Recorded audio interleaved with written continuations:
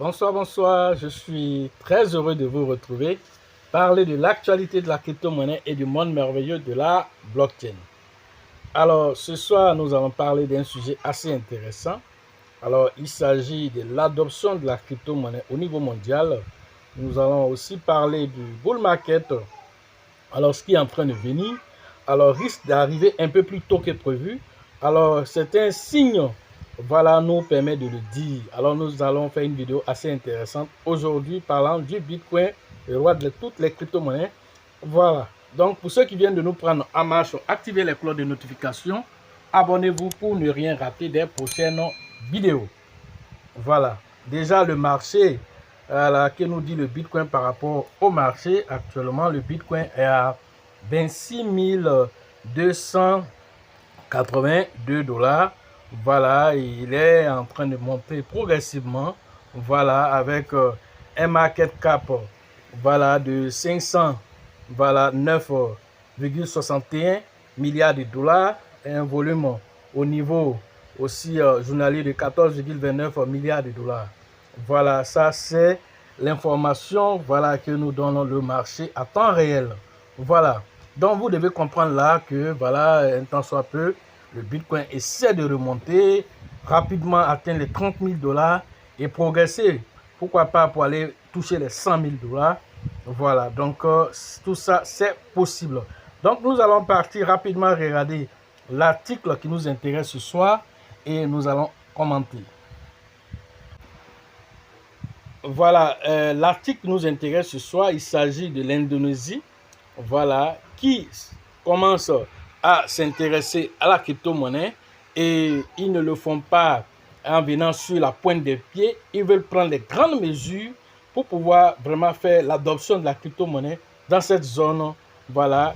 Et donc, c'est quelque chose de très, très important ce soir dont nous allons parler. Alors, l'Indonésie, qui est le nouvel Eldorado pour le Bitcoin après le Salvador. Alors moi, je vais ajouter après le Salvador et la Centrafrique.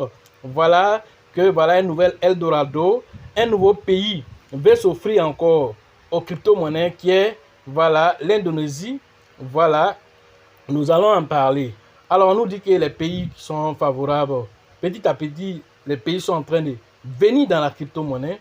Alors quand on vous dit que le bull market risque d'arriver un peu plus tôt, alors c'est cette adoption qui est en train de se faire autour des crypto-monnaies. Et donc, ce n'est pas l'adoption d'une société, voilà, une bourse d'échange. C'est pas comment on appelle, c'est pas de ça que nous parlons. On parle des pays. Qui dit pays, qui parle de peuple. Alors, tout entier qui sont en train de rentrer plein pied dans le monde de la crypto-monnaie. Alors, l'Indonésie, on parle de 280 millions d'individus qui veulent rentrer plein pied dans la crypto-monnaie à travers ce gouverneur-là qui est aussi visionnaire. Alors, que s'est-il passé? Alors, ils se sont retrouvés de la même manière que le Salvador s'est retrouvé à la conférence de Miami. Voilà, Miami, donc, par rapport au Bitcoin. Alors, c'est la même chose aussi qui s'est passé ici avec l'Indonésie. Voilà, qui s'est retrouvé vraiment à cette conférence aussi. Voilà, à Miami Beach. Voilà, et cette conférence a eu lieu le 18 au 20, voilà, du 18 au 20 mai 2023 à Miami Beach. Voilà, c'est là que voilà, cette conférence voilà, sur le Bitcoin en Floride. Alors, plusieurs avancées technologiques ont été signalées. Plusieurs choses positives ont été dites concernant le secteur des crypto-monnaies.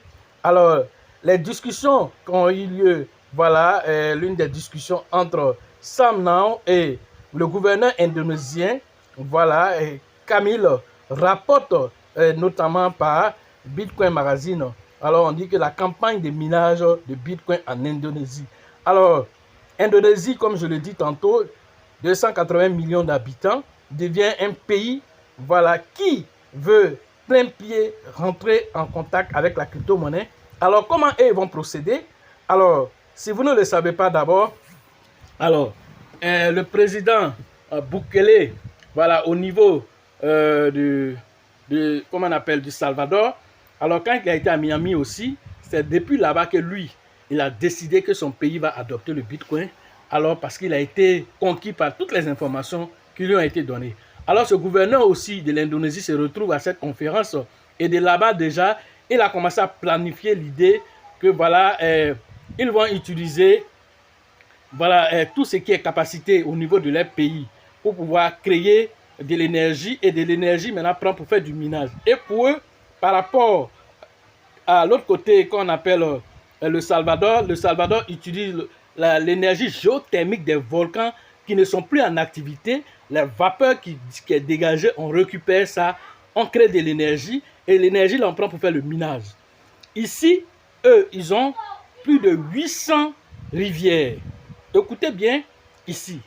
Ici en Indonésie, ils n'ont pas de volcans, mais ils ont des rivières. Alors, ce qu'on appelle l'hydroélectricité, c'est ce qu'ils veulent utiliser chez eux avec les 800 comment on appelle, rivières qu'ils ont. Alors, ils vont utiliser des infrastructures pour créer des barrages hydroélectriques qui vont générer de l'électricité et une partie de cette électricité va être utilisée pour faire le minage du Bitcoin et créer de la richesse pour le pays. Alors, vous voyez un peu à quel niveau le Bitcoin est en train de partir et que ce sont les pays qui sont en train de récupérer cette technologie du Bitcoin pour pouvoir créer de la valeur ajoutée, créer de la richesse. Et même le gouverneur l'a dit très tôt en disant que tout ça non seulement va créer de la valeur, mais ça devient une réserve de valeur. Eux veulent faire de ça, le Bitcoin devient une réserve de valeur là-bas.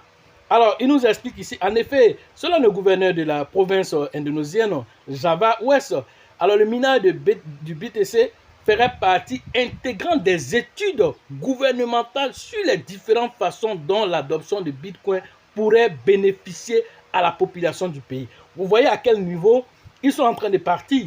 Ce n'est pas pour venir jouer.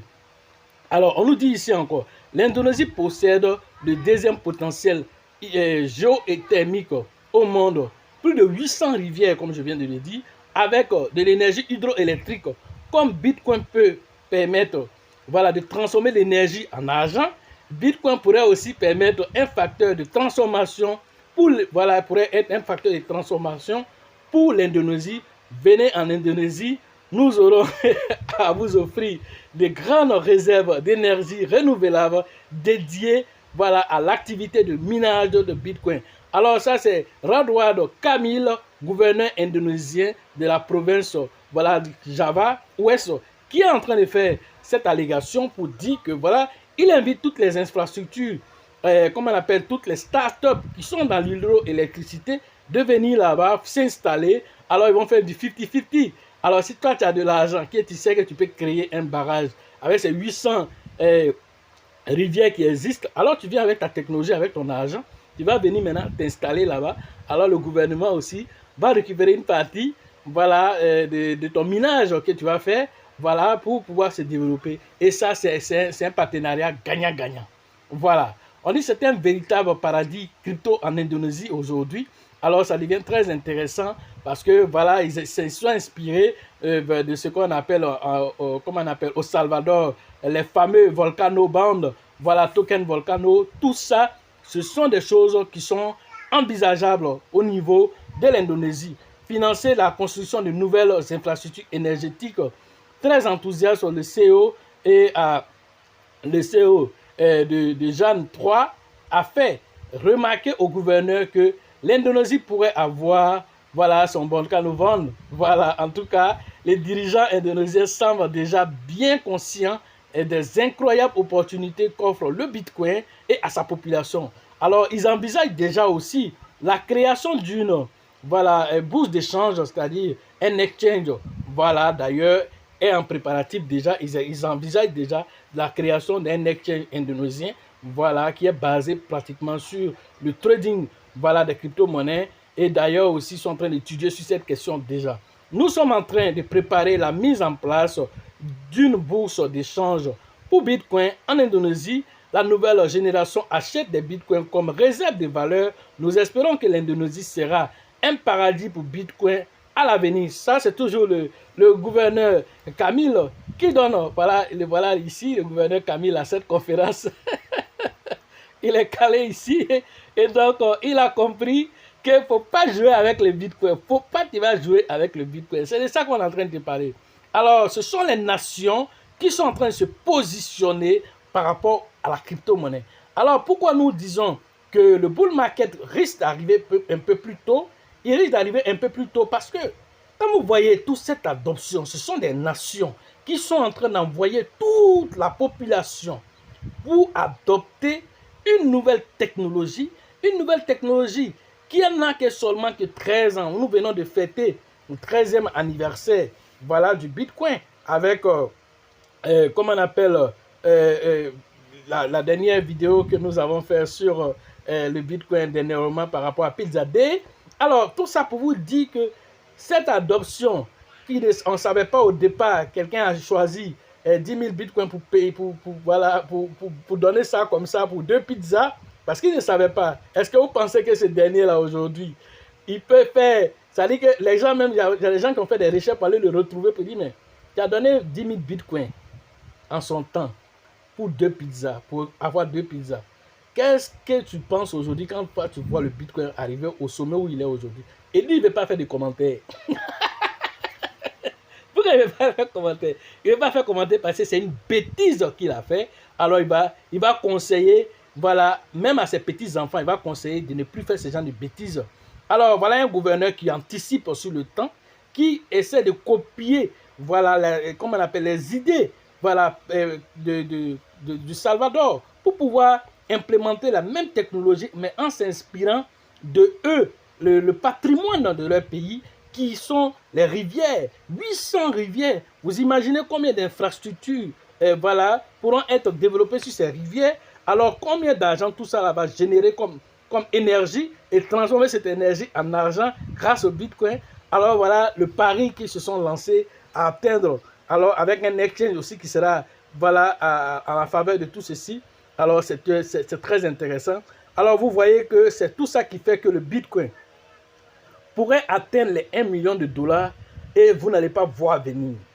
Ce qui veut dire quoi? Le marché que vous voyez aujourd'hui avec un Bitcoin qui a 26 000, 27 000, il monte, il fait son yo-yo là. Tu es là matin, tu n'as rien compris, on te dit voilà, Bitcoin atteint 100 000 dollars. Mais à quel moment? Mais tu ne sais pas que l'argent là, ça quitte quelque part. Alors, ces infrastructures que toi, tu penses que ça va prendre des années pour pouvoir être fait, aujourd'hui, les gens sont pressés. Les gens, avec les banques qui sont en train de chuter en cascade, tu pensais que les gens veulent que l'argent puisse dormir dans les banques? Alors, dès qu'ils ont ce genre d'opportunité, ils s'en vont rapidement. En 6 mois, 1 an, c'est bouclé. Tu ne comprends pas, mais ça, généralement, ça prend 3 ans pour construire. On dit, bon, d'accord, il faut rester ici. 3 ans, c'est lorsqu'il n'y a pas le feu derrière toi. Pendant qu'il y a le feu derrière toi, tu n'es pas prêt pour que les choses durent. C'est de ça qu'il s'agit. Alors, ce qui va faire que tout ce flux d'argent qui va rentrer dans le monde de la crypto-monnaie, alors va faire booster le Bitcoin. Alors, un Bitcoin qui va se retrouver à 1 million de dollars, alors à quel niveau sera un Shiba? À quel niveau sera Pepe? À quel niveau sera Baby Doge? À quel niveau sera l'Ethereum, le BNB? Alors, il faut voir un BNB à 10 000 dollars, un Ethereum à 100 000 dollars. Nom de Dieu. Voilà des choses qui sont en train de venir. Un Shiba à 0,01, même à 0,1.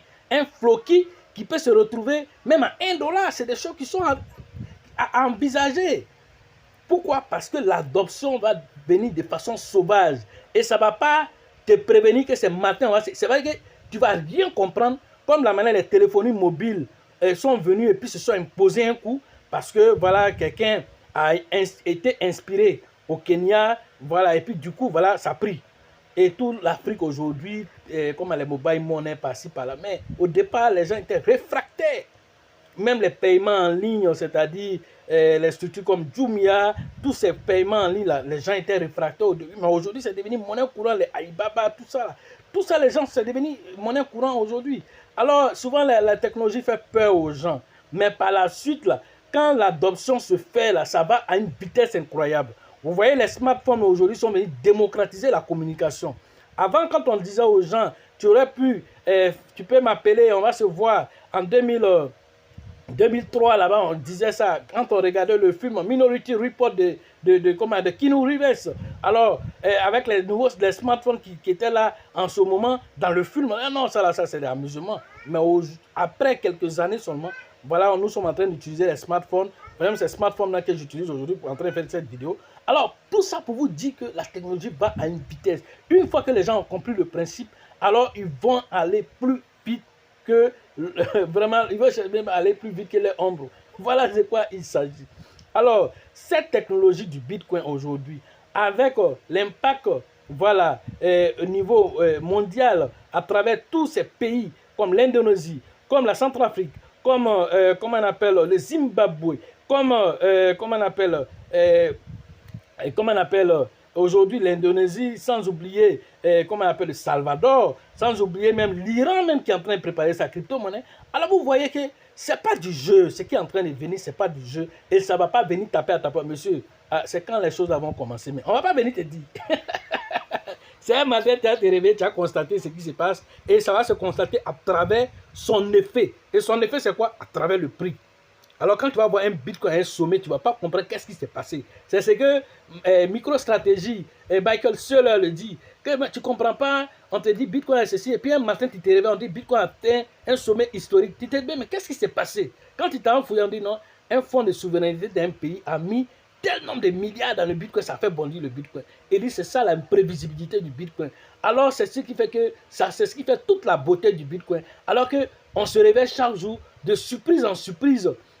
Pendant que d'autres sont là en train de spéculer pour dire il va tomber, il va aller jusqu'à zéro, en temps, il ne fait que démontrer par A plus B que non, hein, il est venu pour durer, il est venu même pour évincer vos façons traditionnelles de faire vos différents échanges. Voilà ce qu'il faut comprendre à travers cette adoption. Alors, le bull market prochain, alors ça risque d'être assez violent. Alors, vous allez voir des crypto-monnaies de 2 dollars se retrouver à 200 dollars. Vous allez voir des 0,00 quelque chose, 5 zéros se retrouver avec un seul zéro après la virgule, même peut-être pas des zéros comme les Shiba. Alors, c'est des choses qui peuvent arriver, comme les PP, qui peuvent vous surprendre encore en pensant que le hype de PP est passé, que non, il ne peut plus faire quelque chose. Il peut te surprendre. Plein de crypto-monnaies vont vous surprendre et cela va arriver très vite. Voilà ce que je pouvais vous dire. Le reste comment on appelle, de cette analyse, alors en formation, vous allez prendre toutes ces différentes informations et savoir comment préparer le bull market prochain. Alors pour ceux qui veulent faire la formation en ligne, le numéro se trouve dans la description de cette vidéo. Entrez en contact avec nous pour pouvoir profiter de l'écosystème merveilleux des crypto-monnaies. Alors pour pouvoir profiter actuellement, il y a une crypto-monnaie qui frappe fort. Alors, certaines personnes ont eu même de l'argent dernièrement. Alors, salut à toi, Stéphane. Alors, félicitations à toi. Et voilà, par rapport au conseil que tu as écouté et au profit aussi que tu as fait par rapport à cette crypto-monnaie. Alors, vraiment, je suis fier de toi. Voilà, donc, ça, suivez mon regard. Voilà. Donc, pour ceux qui veulent faire la formation, voilà, en ligne, le numéro se trouve dans la description. La formation physique au niveau de la ville de Mans. Alors la prochaine édition, c'est le 2 et le 3 juin prochain. Rentrez en contact avec le grand leader qu'on appelle Nyawa pour les différentes inscriptions dans la ville de Mans, Biancouma, toute la zone. La formation au niveau de Gagnoua, c'est avec le grand leader qu'on appelle Diomandé que vous devez interagir. Voilà, cette formation aura lieu le 24 et le 25 juin prochain. Rentrez en contact avec lui pour interagir. La formation concernant la ville d'Abidjan, c'est le 8 et le 9 voilà, le 8 et le 9 juillet prochain. Rentrez en contact avec le grand leader qu'on appelle Bill pour les différentes inscriptions. Voilà. La formation concernant la ville d'Abengourou, c'est prévu le 27 et le 28 juillet prochain. Rentrez en contact avec le grand leader qu'on appelle voilà, Yapi pour les différentes inscriptions dans cette zone. La formation au niveau de San Pedro, c'est prévu le 18 et le 19 voilà, août prochain. Alors, c'est avec le grand leader qu'on appelle Tebi Joseph et son acolyte de tous les jours, Sango, que vous devez interagir pour les différentes inscriptions. La formation au niveau de Ouagadougou, la formation privée, je précise. Alors, c'est avec le leader Alassane que vous devez vous inscrire. Alors, c'est prévu, voilà, le 23 et le 24 juillet prochain, rentrez en contact avec ce dernier pour interagir. Sachez toujours que la chance accorde ses faveurs aux esprits avertis et aux esprits entreprenants. Et si vous pensez que la formation coûte cher, je vous en prie, essayez l'ignorance. À la prochaine.